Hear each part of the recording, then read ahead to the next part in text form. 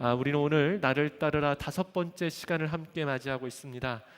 우리는 특별히 나를 따르라라는 제자도의 시간을 12주간 함께 하면서요, 그 중에서 3가지의 주제로 말씀을 함께 나누고 있습니다. 첫 번째 주제는 연합이라는 주제였었습니다. 지난 4주간의 말씀을 통해 로마서 6장 가운데에 이 연합은 그리스도께서 우리를 십자가의 은혜로 부르심으로 인하여 시작되었음을 함께 살펴볼 수가 있었습니다. 그 연합의 모습은 바로 요한복음 15장인 포도나무와 가지로서의 우리가 주님 안에 붙어있는 모습임을 알게 하셨고, 그리고 그 연합을 위하여 나아가는 우리 안에 실질적인 갈망의 모습은 시편 42편에 사슴이 시냇물을 찾듯한 그 갈망으로 나아갈 때에 온전한 연합을 이룰 수 있음을 배울 수가 있었습니다. 여러분 기억해 주십시오. 사슴의 갈망은 취미와 혹은 다른 여타의 것을 위한 것이 아닙니다. 그의 갈망은 생존을 위한 것이었음을 우리는 기억하고 있습니다. 그리고 말씀은 우리 가운데 한 가지를 더 이르러 그 갈망이 무엇을 진정으로 원하는가, 연합 가운데 이루어져야 될 것은 바로 하나님의 영광이었음을 지난주의 말씀을 통해 살펴보았지요. 이제 우리는 연합으로 우리를 부르신 주님과의 사귐이라는 주제를 가지고 이제 4주간 함께 말씀을 살펴봅니다. 사귐의 첫 번째 말씀이 오늘 시편 1편의 말씀인데요, 주님과의 사귐이 무엇인지, 이 제자로서의 사귐의 길로 나아가는 것이 어떠한 것인지를 우리 말씀을 통해 함께 살펴보겠습니다. 우리 1절 말씀부터 함께 읽으며 말씀을 봅니다. 우리 1절입니다. 시작.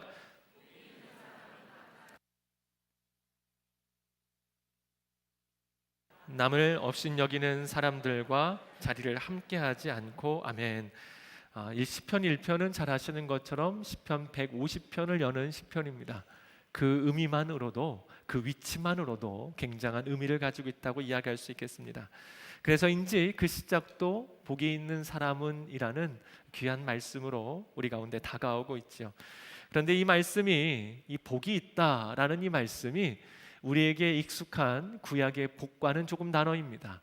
우리가 보통 구약에서 흔히 듣고 읽는 그 복이란 단어는 바라크라는 단어인데요, 오늘 시편 1편에 쓰여 있는 이 단어는 아슈레라는 단어로 우리에게 다가오고 있습니다.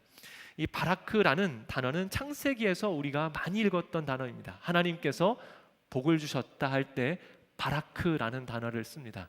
하나님의 복이 우리 가운데 임하다, 그때가 바라크입니다. 그런데 오늘 복은 말씀드린 것처럼 아슈레인데요, 바라크가 수직적인 복으로 주께서 우리 가운데 복을 주신다라는 의미를 가지고 있다면, 이 아슈레라는 단어는 누가 복을 준다라는 의미가 아닌 복된 그 사람을 바라보며 감탄하며 찬탄하는 소리가 아슈레라는 단어입니다. 그래서 이렇게 해석할 수가 있어요. 야, 정말 당신 복되군요. 당신의 삶은 진정으로 복된 삶입니다. 그래서 여기에는 찬탄과 함께 더불어서 부러움의 의미도 들어가 있습니다. 당신의 삶이 그렇게 복되니 정말로 부럽습니다. 당신의 삶의 복됨이 정말로 아름답습니다라는 감탄과 같은 말입니다. 시편의 말씀을 시작하며 이런 감탄과 찬사를 받는 사람을 시편 기자가 등장시키고 있는 중이에요.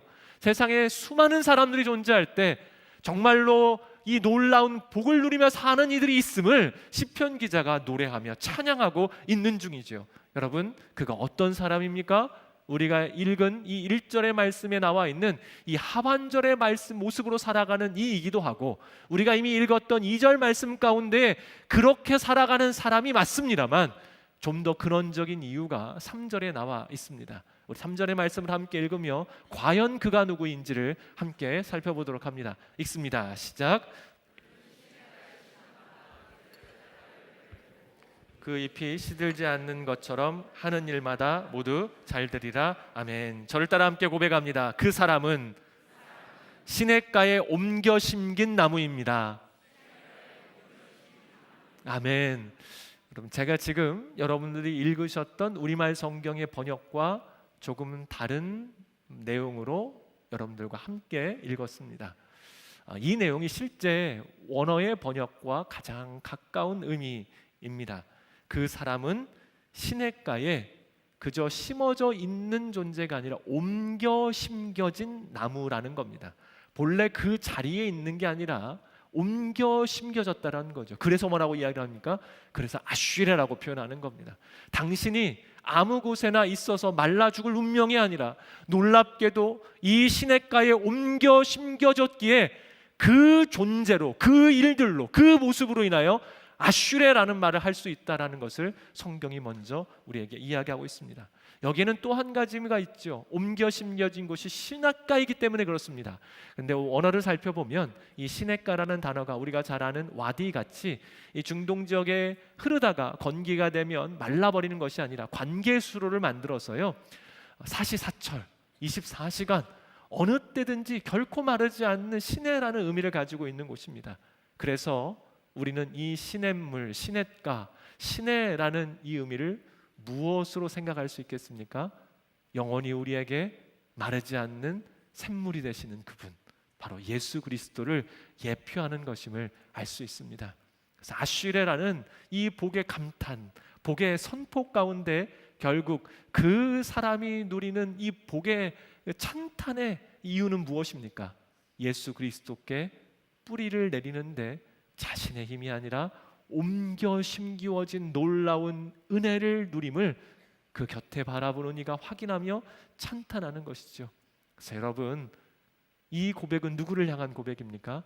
믿음을 가진 자들이요, 믿음으로 인해 예수 그리스도를 알게 되고 구원에 이른 자들을 향한 감탄과 찬탄의 고백이 바로 이 아슈레라는 고백입니다. 저를 따라 함께 고백해 보도록 하겠습니다. 우리 가슴에 손을 좀 얹어볼까요? 나는 그리스도께 심기워진 사람입니다. 자, 그래서 이렇게 한번 해보겠습니다. 옆 사람을 바라보면서요, 아슈레라고 한번 해주십시오. 네, 배우지도 않은, 한 번도 해보지도 않은 히브리어 해보신 기분이 어떠십니까? 여러분들 그 은혜가 이미 임하여 있는 줄로 믿습니다. 이미 우리를 향하 예수 그리스도를 믿는 자들을 향하여 여러분 이 복이 있다, 당신은 복이 충만한 사람이다, 정말로 부럽다라는 그러한 이야기가 이미 전해지고 있는 것입니다. 자, 그래서 이미 그리스도를 통해 우리가 감탄의 대상이 되었고, 그래서 아슈레라는 단어 안에는요, 이 관계적인 의미가 들어가 있는 것이에요. 하나님께서 주신 복이 이미 이하였고 그리스도와 관계로 맺어짐으로 우리의 상태가 그러함을 이야기하는 매우 놀라운 단어입니다. 그런데 우리가 그러한 상태가 되었을지라도 그 감탄이 온전해지기 위해서 그 감탄에 걸맞는 모습이 필요합니다. 그것이 바로 성경이 이야기하는 구원과 구원에 따르는 온전한 모습임을 이야기하죠. 그 감탄에 걸맞는 모습이 무엇인가를 우리 1절과 2절이 이렇게 이야기합니다. 먼저 1절부터 다시 한번 읽어보도록 합니다. 1절입니다. 시작.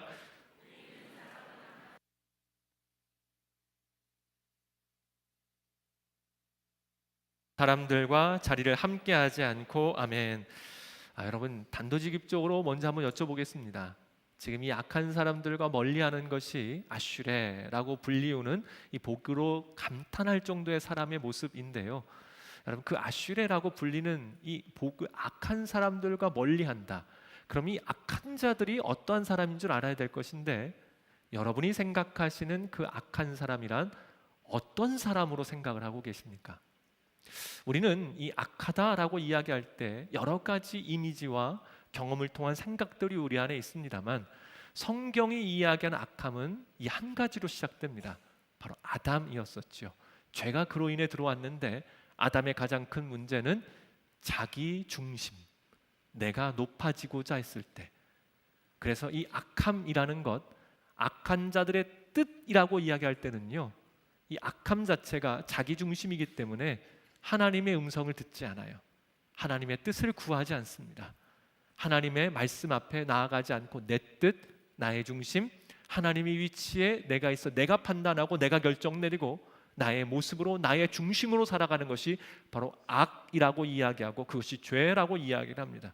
그럼 악한 자의 뜻이라는 것이 무엇이겠습니까? 듣지 않는다라는 겁니다. 하나님의 뜻 가운데, 그 말씀 가운데 판단하고 결정해야 될 일상의 모든 시간들 가운데에서 하나님의 뜻과 말씀과 그분의 음성 앞에 나아가지 않는 모습이 바로 악한 자의 뜻이라고 이야기를 합니다. 오늘 성경은 우리 가운데 그 자리로부터 멀어지는 것이 중요하다고 이야기하는데요, 이 악한 자들의 모습을 세 가지의 점진적인 모습으로 이야기합니다. 도식을 이렇게 표현할 수 있어요. 뜻, 길, 자리입니다.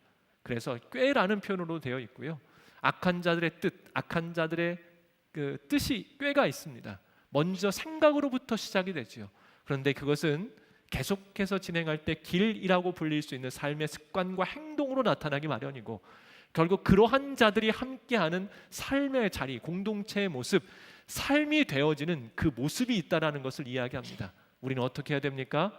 그 뜻으로부터도 행여 우리의 모습이 어느 순간 그것들이 익숙해져서 길 가운데 있을 때 반드시 벗어나야 할 것이고, 만약 우리가 그 악에 물들어서 그 악한 자들의 모습, 자기중심적인 모습, 하나님으로 인하여서 살아야 될 나의 모습이 아니라 그 악한 자들의 자리 가운데 앉아 있을지라도 우리는 반드시 그곳으로부터 멀어져야 된다는 것이죠. 왜 그렇습니까? 사랑하는 여러분, 우리는 악한 자들과 함께하지 않고 예수 그리스도께 뿌리내는 심기워진 나무인 줄로 믿습니다. 그렇기 때문에 우리는 그들로부터 멀어지는 것은 당연합니다. 우리 입술에서 쓴물과 단물이 함께 나올 수 없어요. 그리스도를 섬기며 세상을 섬길 수 없는 것은 마땅한 일입니다. 그래서 이제 그것들로부터 멀어지고 난 우리가 실질적으로 보여야 될 중요한 모습입니다. 아쉬레라고 감탄을 받는 그러한 삶의 실질적인 모습, 우리 2절 함께 읽어보도록 합니다. 2절의 말씀 함께 읽습니다. 시작.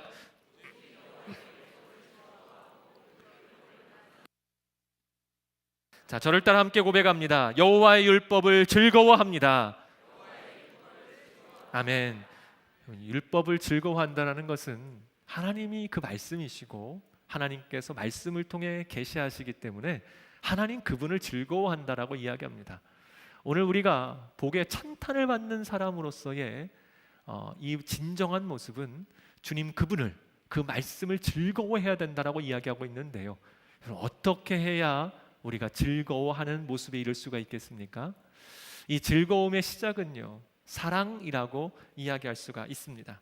소중히 여기는 마음, 그래서 중심이 거기에 있고 진심으로 우리의 마음이 온전히 몰두하여 사랑한다면 그 뒤에 우리는 즐거워할 수 있게 된다는 거죠. 연인들의 모습을 보면 이 연인들 안에 대단한 이야기들을 하는 것 같지는 않습니다. 그런데 이들은 언제나 항상 즐겁죠. 그냥 평소에 아무렇지도 않은 이야기를 하는데도 행복해 보여요. 제가 가끔 이 설교의 영상이나 다른 영상들을 찾아보다가 이렇게 가끔 제 안에 보여지는 다른 영상들이 하나가 있습니다. 어떤 부부가 나오는 영상인데 보기만 해도 부럽기도 하고 참 좋아 보입니다. 그냥 아내가 이러는 거예요. 여보 나 이거 오늘 사왔어, 저녁 먹자. 그러면 앞에 앉아있던 남편이 막 웃어요. 어허허, 자기 그거 사왔어? 그냥 그렇게 먹지 말고 우리 이거 만들어서 먹자. 그럼 남편이 말로 툭탁툭탁툭탁툭탁 해요. 그러면서 자 이거 먹어. 그러면 아내가 우와 그러면서 엄청 좋아하는 거예요. 이게 정말 만들어낸 영상인지 실제로 그렇게 사는지는 모르겠습니다만 이 두 사람이 즐거워하는 모습을 영상으로 제가 가끔 보면서 느끼는 한 가지가 사랑이 무엇인지에 대한 의미들을 다시 한번 확인하게 되는 것이죠. 사랑하면 그 상대가 즐거워집니다. 뭘 하든 사소한 것에서 우리는 그로 인해 큰 즐거움을 찾습니다. 실제 부모님들께서는 자녀들을 기를 때 그런 기쁨들을 많이 누리셨었을 거예요. 정말 아무것도 아닌데요, 애가 고개를 들기만 해도 기쁘고 뒤집기만 해도 그렇게 행복하죠. 왜 그렇습니까? 사랑하기 때문에 즐거움이 넘쳐날 수밖에 없는 것입니다. 여러분, 오늘 말씀 우리 가운데 이렇게 이야기합니다. 주의 말씀을 즐거워해야 된다. 그 율법을 즐거워해야 된다. 오늘 우리에게 요청하는 한 가지, 우리가 정말 옮겨 심겨진 말라 죽을 수밖에 없었던 저주받은 모습에서 예수 그리스도의 십자가로 인하여 그것을 믿고 구원에 이르는 옮겨 심겨진, 그래서 우리가 저주받고 죽음의 자녀였던 우리가 찬탄을 받는 복이 있는 사람이라고 불리는 그 존재로 변화되었음을 알았다라면 여러분, 우리의 마음은 어디에 있어야 됩니까? 하나님 그분을, 주의 말씀을 즐거워하는 자들로 오늘 사는 것이 마땅하다라는 것이죠. 그래서 여러분들께 부탁을 드립니다. 사랑하는 여러분, 우리 하나님 사랑하는 우리가 되기를 주님의 이름으로 축복합니다. 그래서 해야 될 일이 무엇입니까? 말씀을 즐거워하셔야 돼요. 사랑하면 즐거워하게 하는 것이 마땅합니다. 여러분을 절대 정죄하려는 의미는 아니고요, 여러분 지난 한 주 말씀 앞에 얼마나 나아가셨습니까? 우리는 특별히 올 한 해 공동체 성경 읽기도 함께 하고 있지요. 여러분 여러 장치들이 우리 안에 있습니다. 즐거워하여서 기쁨으로 말씀 앞에 나아가는 것, 우리가 정말 옮겨 심겨진 자라면 해야 될 너무나 중요한 모습입니다. 그러면서 또 한 가지 우리 가운데 이야기하는 것이 있어요. 그러한 자들의 모습은요, 이 밤낮으로 그 말씀을 깊이 생각한다. 개역 개정에서는 깊이 묵상한다라는 표현으로 이야기하고 있습니다. 개인적으로는 이 밤낮으로 깊이 생각한다라는 이 말씀을 묵상하다가 떠올렸던 찬양이 있어요. 여러분들께서 잘 아시는 찬양인데 이런 찬양입니다. 밤이나 낮이나 어제나 오늘도 언제나 주만 찬양해. 괴롭고 슬플 때 낭망하여 넘어져도 언제나 주만 찬양하겠네. 보통 이럴 때 같이 불러주시던데요. 여러분이 밤과 낮이라는 이 시간은 24시간을 우리 가운데 이야기할 수도 있겠습니다만, 이 밤과 낮이라는 이 시간은 인생의 시간들을 이야기합니다. 인생은 밝은 낮과 같이 좋을 때도 있습니다. 근데 반대로 밤과 같이 보이지 않고 두렵고 낭망하고 힘들 때도 있다라는 것이죠. 여러분 그때 어떻게 한다라는 겁니까? 주님을 즐거워하는 자, 주님께 뿌리가 맞다 시냇가에 심기워진 자들은 인생의 상황과 상관없이 나는 주의 말씀을, 주님을 생각하고 주님을 붙잡고 주님만을 내 중심에 둡니다라는 고백이죠. 사랑하는 여러분, 이것이 우리의 능력이 될 줄로 믿습니다. 그래서 우리는 이미 그러한 존재들이에요. 그래서 주님과의 사귐으로 나아가는 자, 이미 연합으로의 초청을 받았기 때문에 이 사귐으로 오늘을 살아가는 일이 우리 가운데 너무나 중요하죠. 특별히 이 묵상한다, 깊이 생각한다라는 데에는 우리가 원어적으로 생각해야 될 두 가지 의미가 있습니다. 첫 번째는 이 묵상한다, 깊이 생각한다라는 원어적 의미에 동물의 울음소리를 뜻하는 뜻이 담겨져 있습니다. 이런 상황인데요, 맹수가 자신이 먹을 동물을 잡았습니다.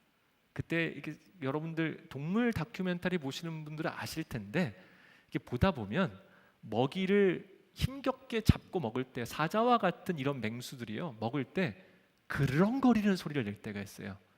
이게 어떤 의미인지 이해가 되십니까? 먹이를 먹는 게 지금 너무 행복한 거예요. 그래서 먹이를 먹는 이 시간 가운데 먹이를 먹는 순간도 좋고, 이 먹이를 음미하면서 그렁그렁거리면서 계속 먹는 것이죠. 그러니까 너무 즐겁고 기쁜 상태를 나타내는 것입니다. 우리가 말씀을 묵상한다라는 것이 앞선 즐거움에 대한 이 표현으로 시편 기자가 이야기를 하는 겁니다. 말씀 자체를 대하는 우리의 태도, 모습, 하나님 그분이신 말씀 앞에 나아가는 우리의 심적인 상태와 실질적인 모습이 어떠해야 되는가를 묵상한다, 깊이 생각한다는 원어의 뜻을 통해 첫 번째로 이야기를 했고요. 두 번째는 이렇습니다. 반복하여 읊조린다라는 표현이 있습니다. 실제 이 성경을 묵상하는 방식은 읊조리는 방식이었습니다. 우리는 소리를 내지 않고 가만히 생각하고 있습니다만, 그것보다 훨씬 더 말씀을 깊이 역동적으로 볼 수 있는 방법은 말씀 자체를 읊조리는데 굉장히 힘이 있습니다. 전체적으로 두세 번을 읊조린 뒤에 우리가 큐티하는 것처럼 중요한 말씀 자체를 읊조리며 소리내어 반복적으로 우리가 읊조리다 보면 말씀이 더 깊이 다가오는 것을 이야기하는데요. 그래서 묵상한다라는 이 뜻 가운데는 반복과 지속성을 우리 가운데 계속해서 강조하고 있는 중입니다. 우리의 입술을 열어 고백하고 선포하는 일을 반복하여 지속적으로 행하는 것, 그것이 바로 우리의 삶 가운데 중요함을 이야기하고요. 그러면서 그 읊조림과 반복이 어디까지 이어져야 된다는 것입니까? 삶의 적용이요. 단순히 이 자리에서 읊조리는 것이 아니라 밤이든 낮이든 그 시간 가운데 오늘 우리에게 다가오는 삶의 현장 앞에서 그 말씀을 가지고 어떻게 해야 된다라고요? 그 시간에 읊조리는 겁니다. 그 시간에 그 말씀을 적용해 보는 겁니다. 그게 바로 묵상의 실제라고 우리 가운데 이야기를 합니다. 결국 시편이 기자가 감탄하며 부러워하는 그 사람의 복된 모습은 어떠한 모습입니까? 하나님과 깊은 관계를 맺은 자의 모습, 그리스도께서 그를 옮겨 심으셨기에 악인들의 공동체를 끊고 하나님을 사랑하고 말씀을 기뻐하고 그 즐거움의 대상을 읊조리고 반복적으로 맛보고 더 깊이 알아가는 것. 그래서 그 사람들을 뭐라고 고백한다라고요? 한 번 더 저를 따라 선포하도록 합니다. 참으로 복된 사람이여. 우리 모두가 그러하기를 주님의 이름으로 축복합니다. 말씀은 이런 사람의 삶을 3절로 표현합니다. 우리 3절 함께 읽습니다. 시작. 계절에 따라 열매를 맺고 그 잎이 시들지 않는 것처럼 하는 일마다 모두 잘 되리라. 두 가지의 모습을 이야기하는데, 첫 번째, 계절에 따라 열매를 맺는다라고 이야기를 합니다. 나무는요 사시사철 열매 맺지 않습니다. 하지만 그리스도 안에 있으면, 시냇가에 심기워져 있으면 그에게는 어떤 소망이 있습니까? 반드시 열매를 맺을 것이라는 믿음과 소망으로 살게 되어져 간다는 것이죠. 앙상한 겨울이 있을 수 있겠습니다. 그러나 이 앙상한 겨울 가운데서도 그 시냇가에 심겨져 있기에 좌절하지 않아요. 봄의 싹틔움을 소망합니다. 봄의 싹틔움 가운데서는 푸르게 자라날 여름을 바라봅니다. 이 여름의 시간에는 결실의 계절인 가을로 나아가는 그 시간들을 꿈꾸죠. 열매가 맺어졌습니다. 그런데 그때 문득 찾아오는 한 가지의 시간이 있습니다. 바로 열매가 다 떨어지며 낙엽이, 모든 잎들이 다 떨어지는 시간을 이 가을에 맞이해야 됩니다. 그러나 여러분, 그 모든 시간들이 주님 안에 있는 줄로 믿습니다. 시냇가에 심기워져 있기에 그는 결코 절망하지 않습니다. 사랑하는 여러분, 여러분들의 인생의 계절은 어느 때입니까? 결코 좌절하지 마십시오. 주님께 맞닿아 있으면, 주님과의 사귐으로 나아가는 모든 자들은 반드시 열매 맺게 맺을 줄로 믿습니다. 그리고 이어지는 말씀이 있어요. 잎이 시들지 않는 것처럼 하는 일마다 모두 잘 되리라. 개역개정에서는 형통이라는 단어로 번역합니다. 자, 우리가 이 철을 따라 열매를 맺는다라는 이 말과 더불어서 형통이라는 단어를 이렇게 해석하는 것이 맞겠습니다. 여러분, 우리가 진정으로 주님께 뿌리를 내리어 사귐으로 살아가는 사람이라면 성공이든 실패든 좋든 나쁘든 우리는 이렇게 해석합니다. 이 모든 시간 주님이 함께 하시기에 나의 삶은 주님 안에서 형통할 줄로 믿습니다. 이게 우리의 고백이라는 거예요. 그래서 형통은 일의 잘됨을 넘어 주님께 맞닿아 있어 우리 안에 믿음의 고백, 믿음의 해석, 삶의 여건에 치우치지 않고 우리의 영혼이 늘 평강 가운데 들어가는 그 모습이 진정한 형통이지요. 그 대표적인 예가 누구입니까? 요셉입니다. 형제들에게 인신매매를 당했던 그때에 노예했던 그 시간 가운데 그가 형통하다는 말로 창세기는 기록하고 있습니다. 왜 그렇습니까? 함께 하시는 하나님, 뿌리를 주님께 내리고 있어 그는 그 시간도 여전히 형통했던 사람입니다. 말씀은 이와 반대의 사람들을 이야기하지요. 악인들입니다. 자, 기억하십시다. 자기 중심적으로 살아가는 사람들의 모습은 어떠한가? 4절과 5절의 말씀 함께 읽겠습니다. 시작. 그저 바람에 날려가는 겨와 같도다. 그러므로 악인들은 심판을 견디지 못하며 죄인들은 의인의 모임에 참석하지 못하리라. 아멘. 복 있는 사람은 사귐의 은혜를 경험하며 그는 열매를 맺는 꿈과 실질적인 열매를 맺는 은혜를 경험합니다. 그러나 악인들은 어떤 사람과 같다고요? 자, 저를 따라 함께 고백하도록 합니다. 바람에 날려가는 겨와 같도다. 그래요, 여러분. 자기 중심으로 내 의견과 내 판단으로 살아가는 사람들의 가장 큰 특징은요, 불안해요. 그래서 날려가는 겨와 같아요. 체질을 해보신 성도님들은 아시죠? 저도 어렸을 때 꽤 봤었습니다. 체질을 쫙 한번 하면 쫙 소리가 나면서 이 겨들은 바람에 슉 하고 날아갑니다. 그들이 아무리 대단해 보여도, 그들의 힘이 아무리 능력 있어 보여도 여러분, 그들은 늘 불안할 수밖에 없어요. 옮겨 심기어지지 않기 때문입니다. 그래서 의인들이 경험하는 그 믿음의 든든함, 우리가 주님께로부터 받는 그 철을 따라 열매를 맺는 그 은혜, 그래서 그 의인들의 공동체 회중에 참여하지 못할 것이라고 이야기를 합니다. 그래서 말씀이 이렇게 마무리됩니다. 우리 6절 말씀 읽고 마치도록 합니다. 함께 읽겠습니다. 시작. 악인의 길은 망하리라. 아멘. 여러분, 오늘 마무리가 굉장히 특별해요. 말씀 한 번 더 보여주시겠습니까? 우리 6절 말씀을 보면 우리의 예상으로는 의인은 여호와께서 보호하시나 악인은 망할 것이라고 이야기를 하는 것이 맞을 것 같아요. 그런데 말씀을 보면 의인의 길이라는 표현을 썼고 악인의 길이라는 표현을 썼습니다. 여러분, 제가 앞서 꾀 그리고 길, 자리라는 표현을 썼을 때 길이라는 단어의 의미를 해석한 내용을 기억하십니까? 길은요, 닦여져야 돼요. 그러니까 우리의 꾀가 한번 발현될 수는 있겠습니다. 그런데 거기서 머무르면 크게 문제가 되지 않아요. 그런데 이 꾀를 계속해서 하다 보면 길이 되는 거예요. 그래서 이 길이란 이미 삶으로 굳어진 삶의 모습, 삶 자체를 이야기할 때 길이라고 합니다. 그래서 하나님께서 누구를 보호하십니까? 특별히 보호하다라는 단어가 야다예요. 구약의 야다 의미 기억하십니까? 관계적으로 깊이 아는 암. 그러니까 하나님께서 누구를 깊이 아셔서 보호하시고 끝까지 최종의 목적지까지 인도하시냐면 바로 의인의 길, 하나님을 즐거워하며 악으로부터 멀어져서 내가 주님께 심기워진 자임을, 연합된 자임을 고백하여 하나님과의 사귐인 하나님을 즐거워하며 그 말씀을 주야로 묵상하는 그 사람의 일순간의 모습이 아니라 계속되고 지속적인 그의 삶의 길을 주께서 아시고 야다 안에 담겨진 보호함, 참여함, 인정함, 책임지심이 그의 삶 가운데 임할 수 있다라는 것입니다. 사랑하는 여러분, 오늘 우리는 주의 말씀을 들어요. 그럼 이제 중요한 것은 무엇입니까? 삶의 현장에 가서 길을 내셔야 된다라는 거예요. 오늘 삶의 실질적인 시간 가운데 그 길을 내물 주께서는 어떻게 하십니까? 보호하시고 인정하시고 동행하시고 책임지시며 함께 하실 줄로 믿습니다. 그래야 우리를 그 종착지까지 인도하실 거예요. 그러나 악인의 길은 어떻습니까? 망해요. 그 길이 이미 닦여진 자들은 종착지에 이룰 수 없어요. 망할 수밖에 없음을 여러분 기억해 주십시오. 그래서 우리가 하나의 찬양을 하고 마무리할 텐데요, 주님은 내 호흡이라는 찬양입니다.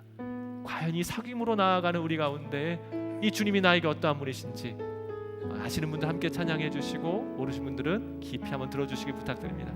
함께 고백하며 찬양하도록 하겠습니다. 주님은 내 호흡, 주님은 내 호흡,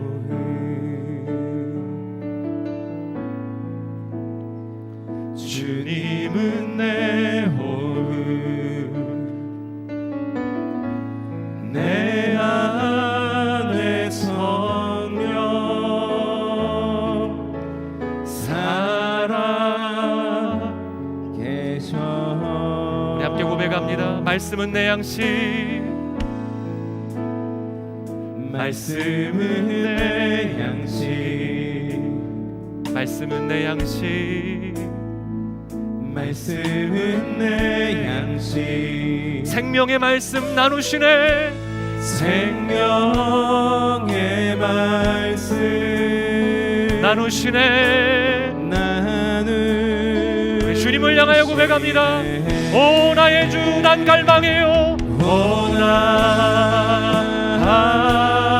나의 주, 난 갈망해요. 난 갈망해요. 아멘. 오 주 없이 난 살 수 없네. 오 주 없이 난 살 수 없네. 난 살 수 없네. 한 번 더 고백합니다. 오 나의 주, 난 갈망해요. 아멘. 난 갈망해요. 난 갈망해요. 우리 주님과의 사귐을 고백하며 나아갑니다. 오 주 없이 날 살 수 없네.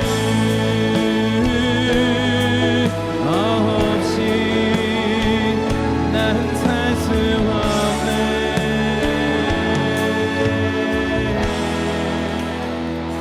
하나님, 우리가 먼저 하나님을 사랑한 것이 아니요, 주께서 우리를 사랑하셔서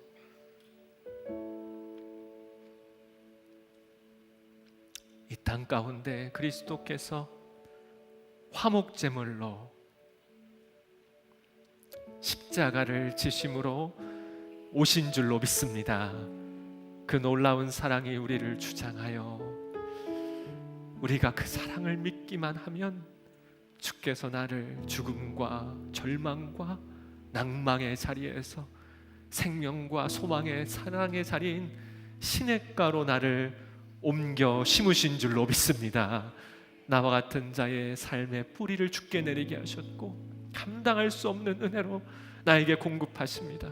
이 사귐으로 부르신 주님의 놀라운 은혜 앞에 악인의 꾀, 악인의 길, 악인의 자리를 이제 내려놓습니다. 주여 간절히 소망하오니 그리스도의 사랑을 우리 가운데 충만하게 더하여 주시어서 오늘 주님을 고백하는 모든 이들마다 하나님 그분을 주의 말씀을 즐거워하는 자로 살게 하여 주시옵소서. 밤낮으로 어떠한 상황이 와도 주님을 바라보며 주의 말씀을 묵상하겠습니다. 그리하여 소망하오니 이 말씀의 약속과 같이 주여 열매 맺는 인생으로 살게 하여 주시옵소서. 형통한 인생으로 살게 하여 주옵소서. 그것이 우리의 삶의 의인의 길이 되어 하나님께서 인정하시는 길로 나아가길 원하오니 이 놀라운 연합의 부르심을 따라 사귐으로 부르신 주 앞에 나아가 이제 말씀을 읽고 말씀대로 살아 이 놀라운 은혜의 역사를 누리는 하나님의 사람으로 살게 하여 주시옵소서. 이루실 주의 은혜에 감사드리오며 예수님의 이름으로 기도드립니다. 아멘.